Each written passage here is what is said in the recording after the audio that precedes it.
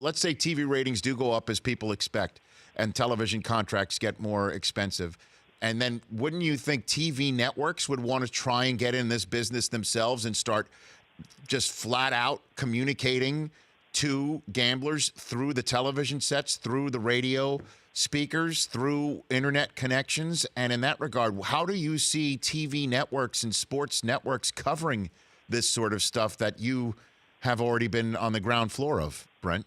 Yeah, I think that obviously it will expand, and the various networks will go and they will have shows like ours here at VSiN dedicated to the betting. I would think that the pregame shows, Rich, would probably let's just take the NFL Network down the road. I would think that at least the crawl at the bottom of it would probably have the updated odds and the over/under numbers on the games. And that you yourself, with some of the analysts on the NFL, will become more acceptable around the league for you to talk about, hey, they've got the wrong favorite in this Atlanta-Philadelphia game. I think if you bog down in the minutia of the numbers, the 6.5, 10.5, things like that, I think that becomes pretty boring after a while. I mean, there's only a certain segment of the population that's really, really involved with all of those numbers. I think everybody is very interested in what the number is, who's the favorite in this game, and how big a favorite are they. I think that certainly, to me, has always been part of the information base.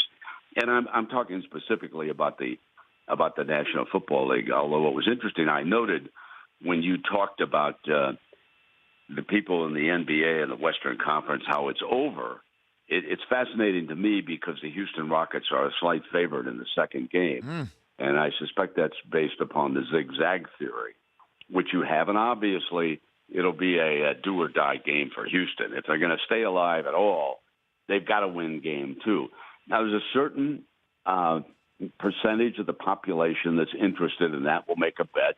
Most of the population will not. They'll watch the game, but they would be interested to know that the Houston Rockets are favored, even though they were blown out by Kevin Durant and the Warriors in Game 1.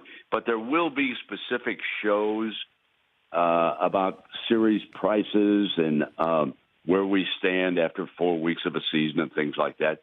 You can always make it interesting to the general public. The Rich Eisen Show, weekdays at noon Eastern on Audience.